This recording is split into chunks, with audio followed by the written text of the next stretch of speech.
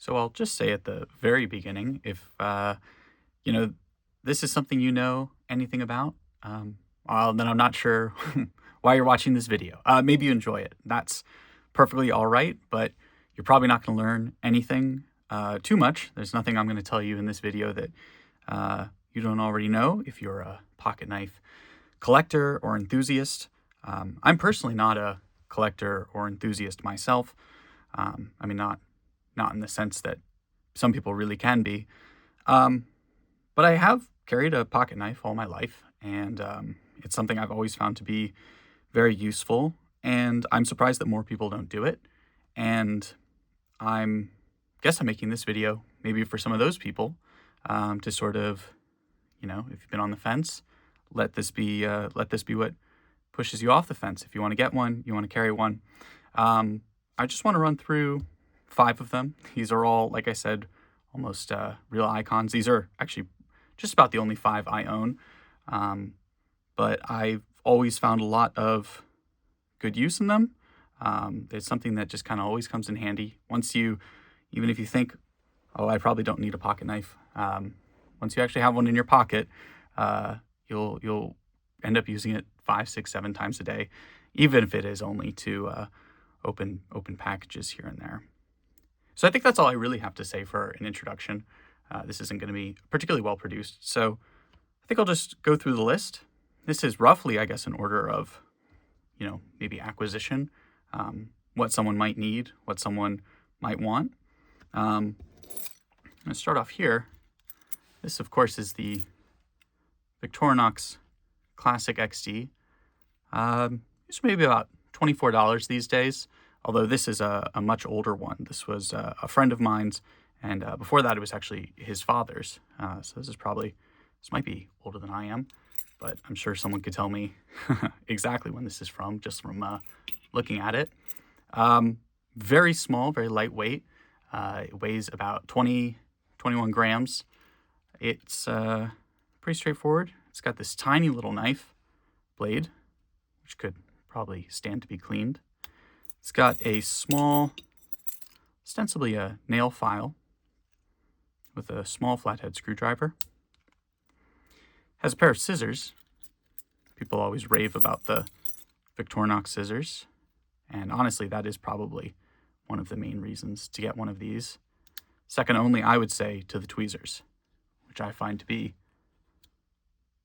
perhaps the single most useful thing on here, especially since none of these other knives have a pair of tweezers, as well as a toothpick. And I'll let you get a look at that, which I probably wouldn't clean my teeth with this, but it's good for, I don't know, whatever else a toothpick could be good for.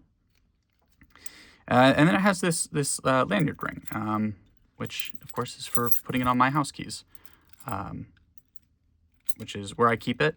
This is where I have it every day. So if I'm out of the house, this is with me. If I'm in the house, there's a good chance it's with me too. And I've just always found this one to be so easy to carry. I mean, people throw around, oh, I forgot it's there. This one, you really will forget it's there until you need it. Just a little bit, I guess, of philosophy. How I think about pocket knives is, well, they're for things you can't do just with your bare hands, or I guess your teeth if you really pushed it. So, that knife isn't going to do serious heavy-duty work, but it's definitely better than nothing. But that is part of why I really like, in particular, the tweezers. That's something, your fingers aren't small to get something. You've got that. Your fingers aren't, fine enough to poke in, clean something out. You've got that. Your fingers aren't strong enough to tear a piece of tape or some twine, or at least it's an inconvenience to you. You got that. So I honestly just think this is something that, not to give you advice, but I think this is just something that everyone should have. And I would encourage you to get this for anyone over the age of, I don't know, what's a good age? Well, you tell me. But any adult, I think, should have at least something like this. If not on their person, then probably relatively close at hand. Of course, there's the classic Swiss Army knife, the red one. I don't have any of those models because they're just a little bulkier. So I like this Alox model. The one downside, of course, is that you're not going to have the scale tools, but because I always have that, I don't mind too much. It just has this really nice, thin, very light profile. It's not something that, is going to get noticed too much. I think it's pretty good looking too, but it's got a nice, high quality blade. It's got your can opener and a flathead. It's got a bottle opener, wire stripper, flathead. It's got this one has a file. And then nothing on this side here, and also a lanyard ring, although this is too big, I'd say, to put on a pair of keys. Weighs in at about 46 grams, so still, a really, really light tool. This one's maybe, I think, about $45 these days. And this is just one that it's a pleasure to have, pleasure to hold in the hand. It does about the same things as this one, just at a slightly bigger scale, with a good addition of the bottle opener and the can opener. Not that I can say that I've ever used that, but I have used the little screwdriver. The next step up from any of that, the offerings in that form factor, would be, sort of your classic multi-tool. It's a Leatherman Bond. Leatherman makes a lot of, they have a lot of great options out there. I would say that this is, I'm just have been really happy with this one. This is a newer release, but it's much in the style of, some of the original, I think the Pocket Survival tool, or some of the early models, which means that, all the tools are contained on the inside. You have to open them up to get into them. They're not single-handed blades or even locking blades, although they are, I guess, locking by, sheer fact of the form factor, that if you're using that knife, you can close it, but can't close it on your hands at all, which is definitely a great benefit if you're doing any harder work. You've got the nice three-dimensional Phillips. You've got the can opener here, which I find to be an incredibly useful tool when it's this heavy duty, although not for opening cans, but for packages, for any times you want something sharp, but you don't want a full long blade out. It's great to use for that.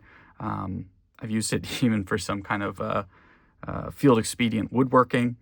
And you've actually got, I would say a pretty good tool set here. You've got your all two nice well-ground screwdrivers. There's a lanyard ring in there that you can fold out, which I never use. And then also a pretty robust file, and you can see that one there's gotten some use. And then, pretty nice standard bit of needle nose combination pliers with the wire cutter. I will say this stands up to, despite being sort of one of the cheaper Leatherman offerings. So this comes in, $60, weighs about 165 grams. This can do some, I would say, pretty impressive work. I was traveling over the holidays. I was at a family member's house. They had a door that had come off its hinges, or more truthfully, the hinges had come out of the door jamb. And just with the tools in this, I was able to, of course, remove the old hinges, and then very painstakingly, actually, with this knife, which I was really impressed by,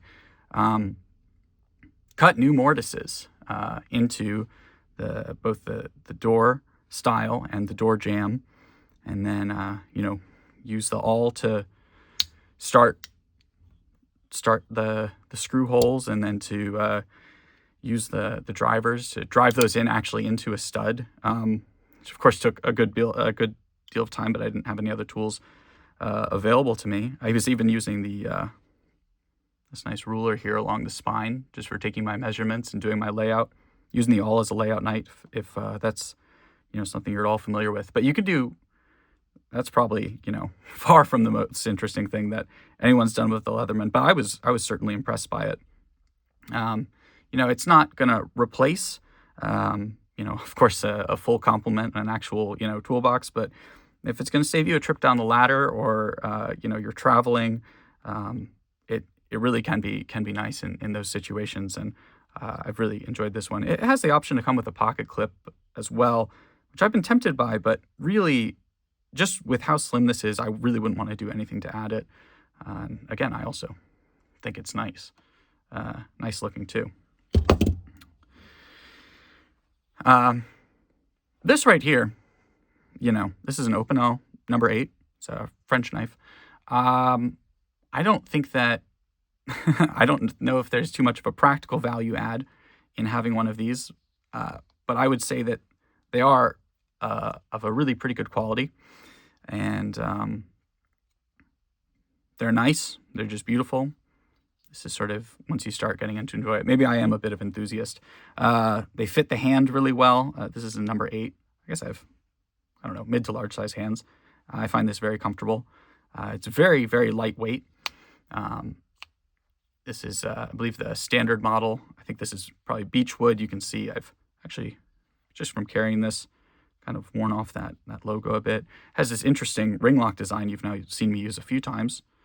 For anyone who's not familiar with that, that's how that works. So it can't close, and then when it's like this, it can't open. Very lightweight too, considering the overall size. This is 45 grams. I'm not sure if I said that earlier. I think I got this one in Canada, Montreal, for about the equivalent of about $20 US. They're probably, I'm sure, a bit more expensive these days. But again, light work packages. It's a very thin, very sharp blade. But I would say the thing I use this most for, honestly, is food preparation, which is to say I bring it on picnics to cut up apples and cheese and what have you. And I've really enjoyed that. I will say that with the wood handle, this isn't modified in any way, but I will say the one thing I do is, these sorts of knives I will clean with dish soap, and that's about, all the cleaning they get. Maybe I'll use a very light oil on them, but honestly, that's pretty rare.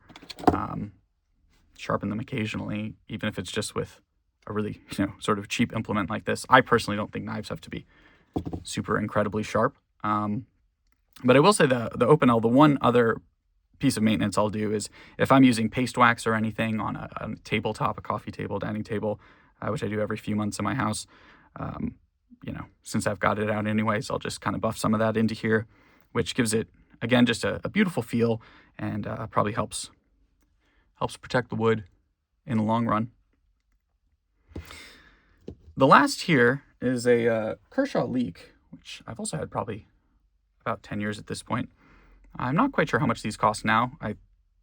Probably in $75 to $100, somewhere in that range. If you're picking up on a theme, this one's definitely a bit heavier than, say, this one, but it's still pretty light, about 85 grams. The things I enjoy about the Kershaw is this pocket clip. I really do find to be just excellent. A really nice way to carry the knife. It's very thin. I like that it has it's a half-assisted blade, so just, I guess, makes it fun to use. I'm not sure there's too much of a practical purpose, but you can open this with one hand. It has this small lock down here, which I think is this, they call this like speed safe, I think. So you slide that down so that this bar here, if you can see that, when I slide that down, that clears the tip of the blade. And then you can open it like that, just by kind of pulling that trigger, is how I think of it. Or you can use the thumb stud, which I enjoy less because it puts the pad of my thumb pretty close to the blade. And then when you're done with it, lock it up and it's good to go. This one, I think a friend of mine had this in college, and I thought it was pretty nice, and so I got one as well. You can see this has also been used a good amount. It's really well made. It's held up really well. I find it to be a nice practical size. It's comfortable.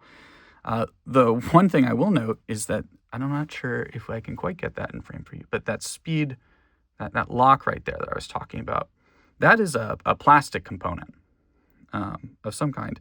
And I had one that broke off of it. So then the knife couldn't, well, even if it was like this, it wouldn't be locked in place, and the blade could still open, which I didn't enjoy too much because this, has some spring assist to it, kind of is a bit lively, and I wouldn't want it, loose in my pocket without the lock. So I was actually able to, I think I sent an email to Kershaw. They have a great customer service. I mean, actually, most of these are known for having great customer service, great warranty, but this is the only one I've had to interact with. And I got a replacement part, and I was able to just fit that in myself, you know, just using sort of like a small Torx kit. I think it was this one, yeah, to make that repair. And I was, you know, pretty impressed with the whole experience. I was happy to get it back into the rotation.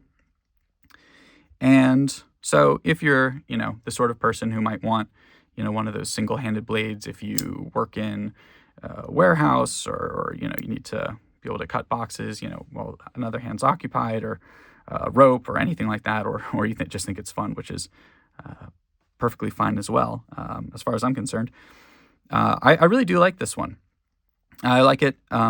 It's not too expensive. Knives, of course, can get really expensive. It's not too intense looking, but I don't think you're gonna really scare anyone off with this. I guess you could open it sort of two-handed if, I don't know, you really felt the need to go through those kinds of theatrics so as not to scare off a coworker or whatever. But I like this one. You know, it's nice. It just feels really good in the hand, and it's not, doesn't call too much attention to itself. I guess that's sort of, you know, theme across the board. You know, knives are the sort of thing you can devote a lot of your personality, a lot of your money to, which, as far as I'm concerned, is a perfectly fine pursuit, although that's not quite something, you know, I, of course, have my interests. I wouldn't say that's one of mine. But I just wanted to just sort of run through a few of these offerings. I'd say if you're not someone who carries a knife, or you carry this kind, you're, you know, interested in trying a Leatherman, I just wanted to make this video, I guess, as a bit of encouragement. Say there's obviously tons of information about these all over YouTube and the wider internet, and you can get very detailed opinions, far better than what I could offer you. But I guess I just want to make this as a, well, because I'm going to have to make one first video, and this seemed like a perfectly fine thing to talk about. And also because, I guess, just to offer you some encouragement and say, you know, if you want to go up a level, or you've been, you know, on the fence about any of these, I would definitely go for it. And if you're not used to carrying a pocket knife, I'd say, you know, it's about $20 to get something quality, to get into it and see if you like it. And I think you would.